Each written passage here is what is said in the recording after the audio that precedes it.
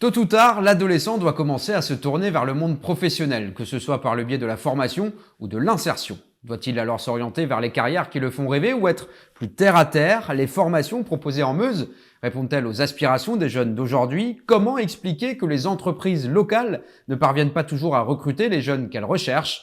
Nous allons tenter de répondre ensemble à ces questions avec Jean-Christophe Velin, proviseur du lycée Marguerite de Verdun, et Alexandre Paquin, coordinateur départemental du projet Repérer et mobiliser les publics invisibles.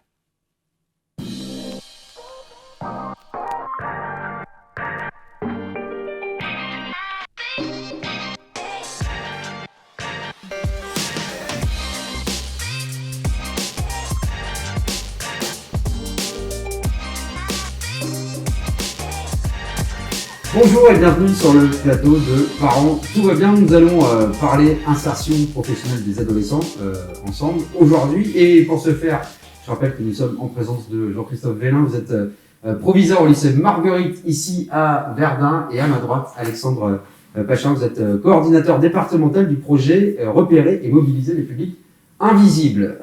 Insertion professionnelle des adolescents. Ma première question s'adresse à vous, monsieur le proviseur. Question assez fondamentale. Quel conseil donneriez-vous à un adolescent qui, dans le cadre de son parcours, doit faire face à un choix d'orientation? Est-ce qu'il doit plutôt chercher à répondre à la demande des entreprises ou à s'orienter vers ce qui, lui, le passionne? Alors effectivement, ça va être un choix cornélien. J'ai envie de dire que la première des choses, enfin moi c'est celle que je recommande aux jeunes que je peux rencontrer dans le cadre de mes missions et de mes fonctions, c'est de leur dire choisissez un métier que vous aimez, dans lequel vous allez vous épanouir. Alors quelquefois c'est plus facile à dire qu'à faire parce que ils n'ont pas forcément une grande connaissance des métiers. Pour autant, il faut que ce soit en adéquation avec, je veux dire à un moment donné, les réalités du marché du travail. Donc quelquefois il y a un équilibre à trouver entre les deux. Maintenant, je dis toujours, la formation tout au long de la vie, ça existe et le droit à l'erreur aussi, et de se reformer un peu plus tard. Voilà. Donc, ça serait une réponse un peu de normand, malheureusement, mais en tout cas, c'est pas simple. C'est pas simple. Non. Puis je tiens pas à ce qu'il y a un arbitrage, en tout cas à titre personnel. Mais c'est vraiment l'essentiel pour moi, la priorité, si je dois vraiment trancher, ça serait de dire qu'ils choisissent un métier dans lequel ils vont s'épanouir et dans lequel ils vont trouver du plaisir à y travailler. Alors, Alexandre Paquin, dans le prolongement un petit peu, à qui devrait s'adresser comme ça un adolescent qui aurait des doutes sur son orientation?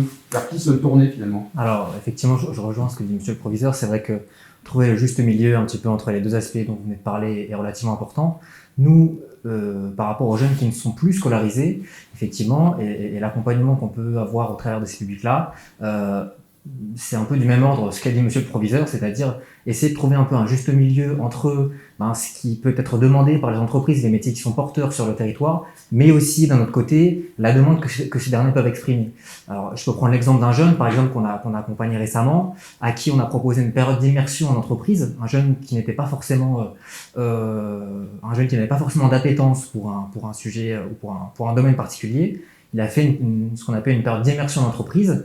Il a trouvé que c'était quelque chose qui pouvait lui parler, ce qui nous a permis après d'enclencher certaines choses. C'est-à-dire que nous, au niveau de la mission locale, on met certaines choses aussi en place par rapport à ça, pour faire découvrir un petit peu ces métiers porteurs-là, qui sont disponibles sur le territoire meusien.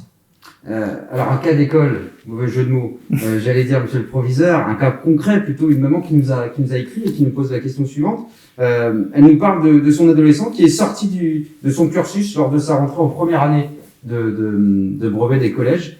Comment éviter que ces adolescents concernés par ce cas-là soient en situation de décrochage? Ouais. Alors, malheureusement, c'est une réalité que nous rencontrons régulièrement, je dis pas fréquemment, mais régulièrement. Et le premier conseil que je donnerais, c'est de se rapprocher de l'équipe de direction, de l'équipe éducative de l'établissement. Puisque à l'âge que vous évoquez, 15-16 ans, il y a encore le statut d'obligation scolaire. Donc il faut pas oublier que ces élèves doivent rester à un moment donné en prise avec l'éducation nationale. Et moi, le premier conseil que je donnerais, c'est rencontrer un membre de l'équipe éducative, pédagogique de l'établissement pour faire un premier point sur les difficultés rencontrées par ce jeune. Après, il y a tout un tas de dispositifs, et je rejoins mon collègue de la mission locale, qui peuvent être des relais, comme peuvent en être aussi le centre d'information et d'orientation de Verdun, qui accompagne au quotidien ces jeunes.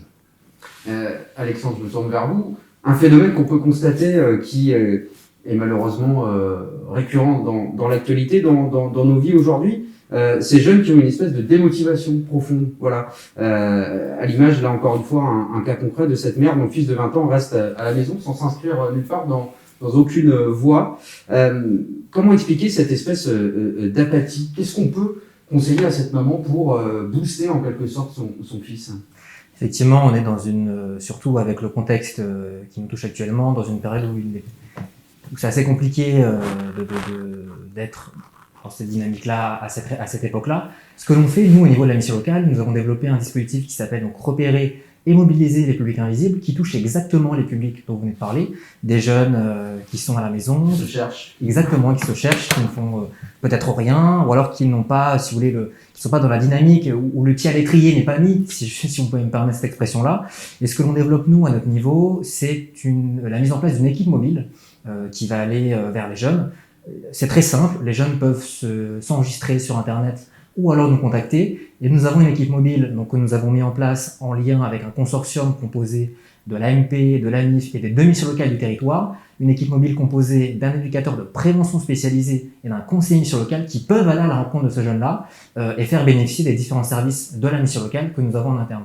Et peut-être pour compléter ce qu'indiquait monsieur le proviseur aussi, ce qui peut être intéressant, c'est de se rapprocher de certaines structures associatives lorsque le jeune est encore scolarisé. Et en ça, c'est vrai qu'un double accompagnement peut être très intéressant. Et je pense notamment à mes collègues de la prévention spécialisée. Alors, tout dépend le lieu sur lequel habite le jeune, tout dépend quelle est sa problématique. Mais ça peut être en tout cas une solution en complément de l'offre de service qu'il y a au sein de l'éducation nationale par rapport à ce genre de problématique-là.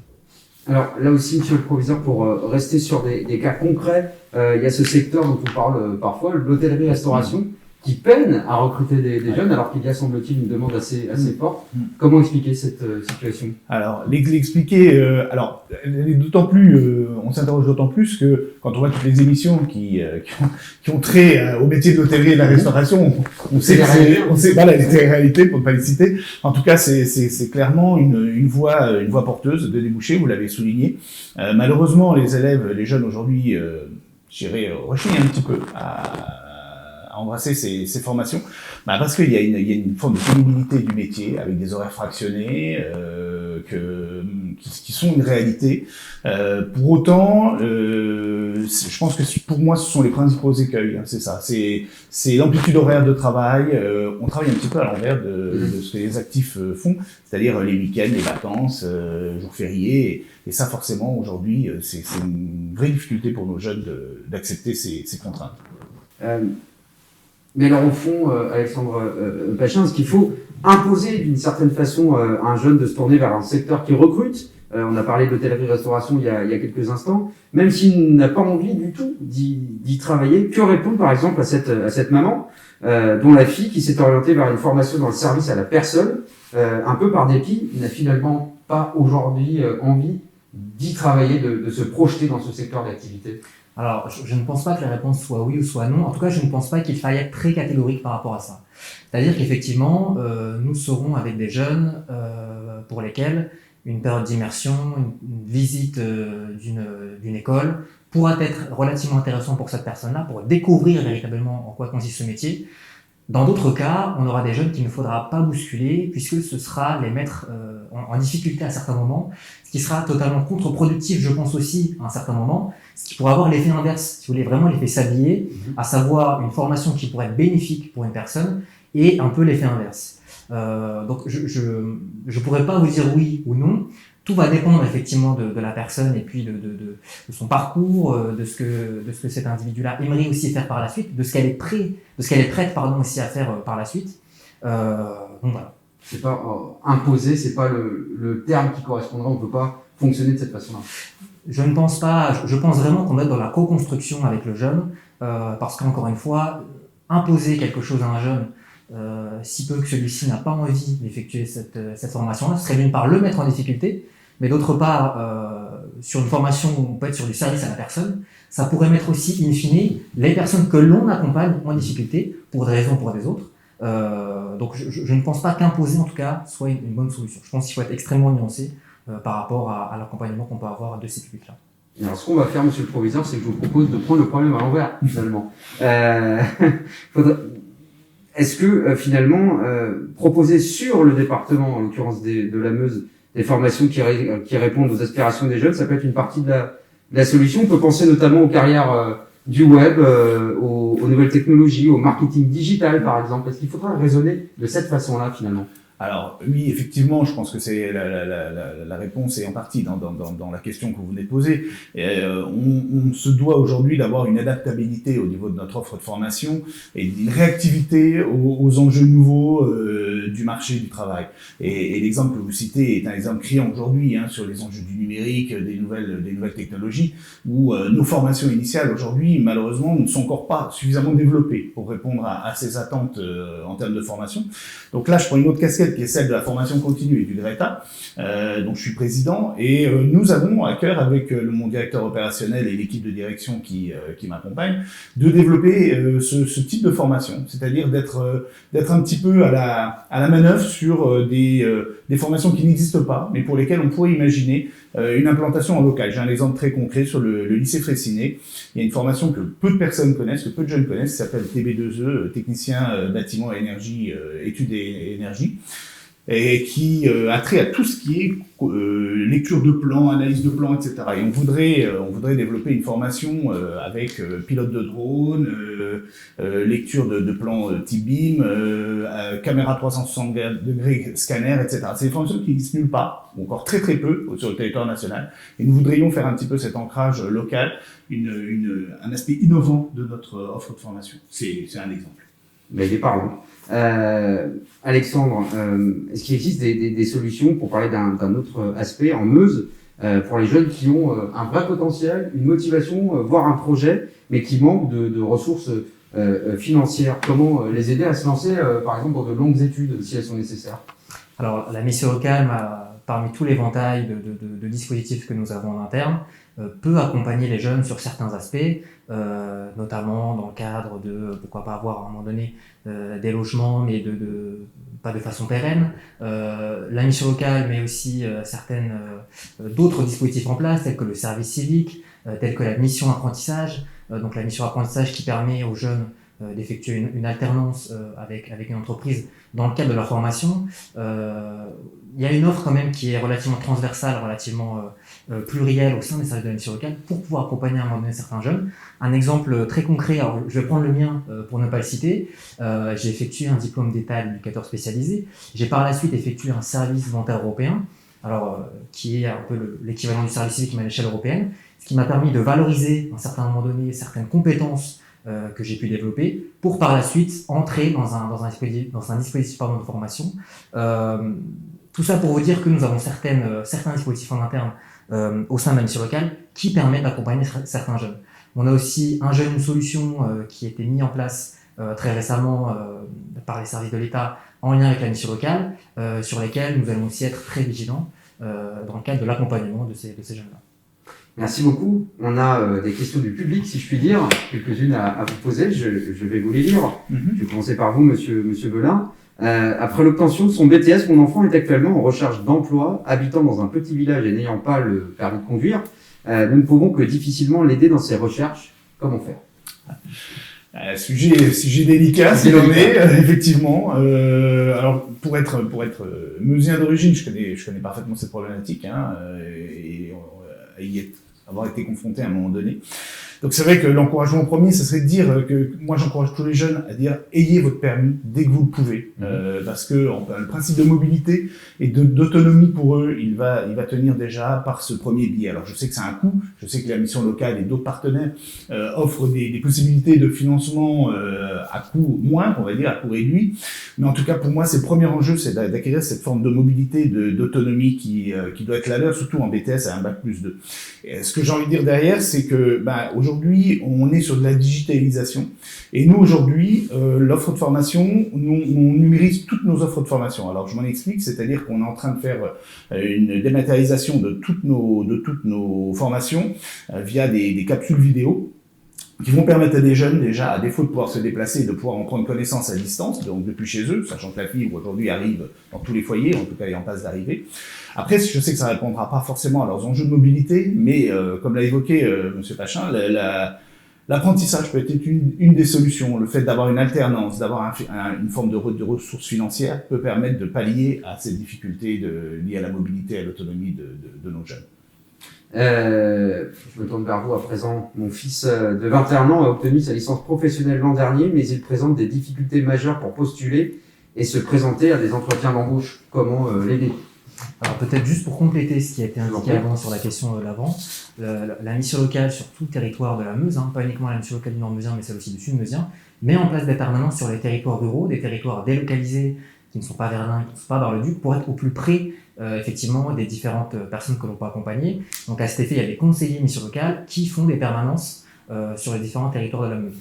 Je rajoute aussi le dispositif dont on a parlé juste avant, qui sort un peu des murs de la mission locale, où on va au-devant des différents jeunes. Il y a d'ailleurs un partenariat assez fin qui se fait avec les différents maires de la Meuse, avec qui donc, nous travaillons. Donc si vous voulez, en termes de mobilité, et je rejoins tout à fait ce qui a été indiqué, la mission locale met en place la bourse au permis sur certains territoires du département meusien, ce qui permet de financer le permis de conduire à moindre coût en échange d'un volontariat. Donc effectivement, ce lien-là, mobilité, ce lien-là, on va vers les jeunes à un moment donné, est aussi relativement intéressant.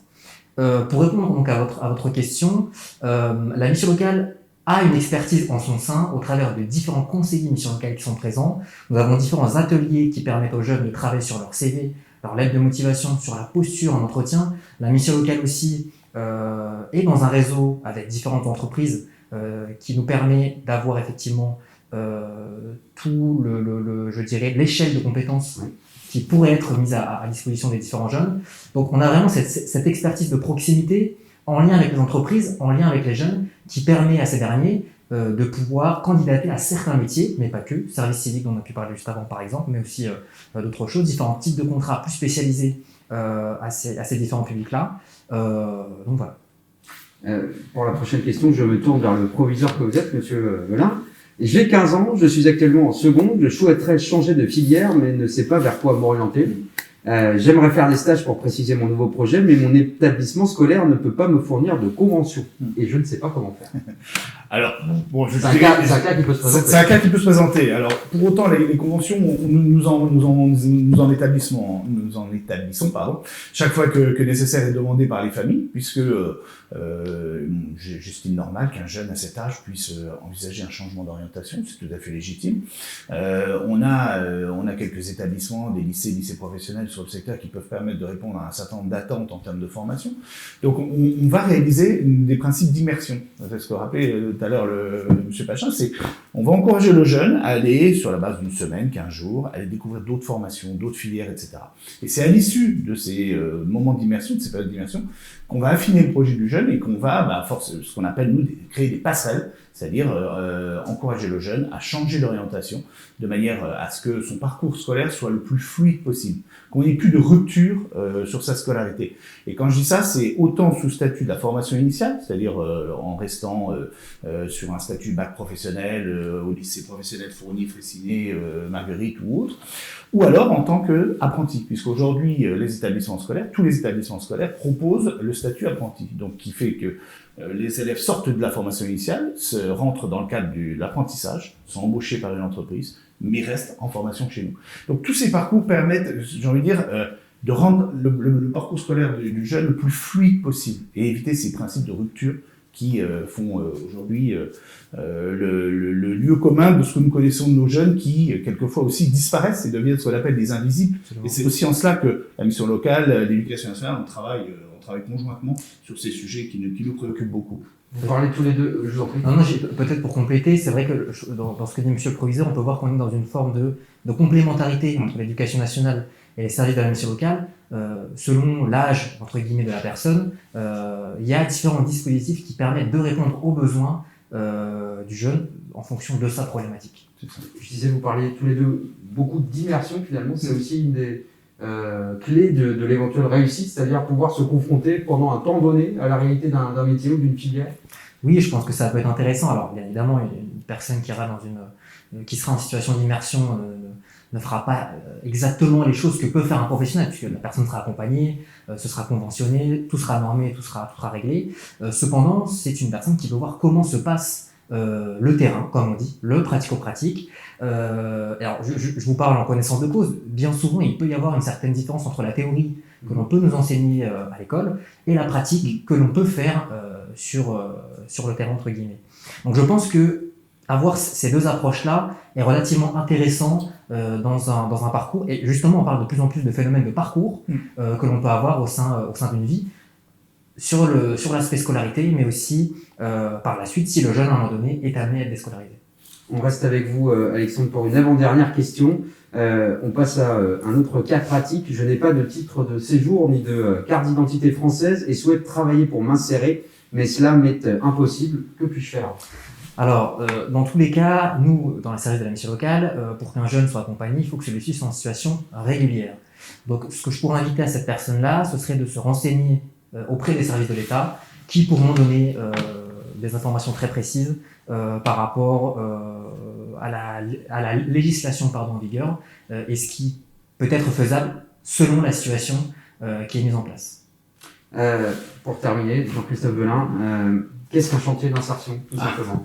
Alors, c'est moins du domaine de l'éducation nationale que de la mission locale, donc je laisserai M. Pachin compléter ma réponse. Oui, mais en tout cas, c'est une possibilité qui est offerte pour des jeunes qui sont en rupture scolaire de pouvoir remettre un peu, je dirais, le pied à l'étrier, en tout cas dans le cadre d'une formation et d'une appétence particulière sur de l'effort, je vais dire d'une manière un peu basique, hein, mais je préfère laisser M. Pachin s'exprimer sur ce sujet. Non, vous l'avez plutôt bien résumé. Effectivement, on est sur un contrat qui est mis en place entre une entreprise et la personne. On est vraiment sur une période d'accompagnement de la personne lorsqu'elle est en chantier d'insertion, mais aussi une période très pratique. C'est effectivement, alors le terme est plutôt bien choisi pour remettre un peu le pied à l'étrier pour la personne, ce qui permet bien souvent de se répercuter par la suite sur un CDD, sur un CDI, pour des personnes qui sont plus ou moins éloignées de l'emploi. C'est en tout cas un outil qui est extrêmement intéressant et qui est relativement utilisé, ce qu'on appelle l'insertion par l'activité économique au sein des services de la mission locale. Merci à vous, c'était très instructif. Merci monsieur Belin, et à très vite pour de prochaines émissions. Merci, à bientôt.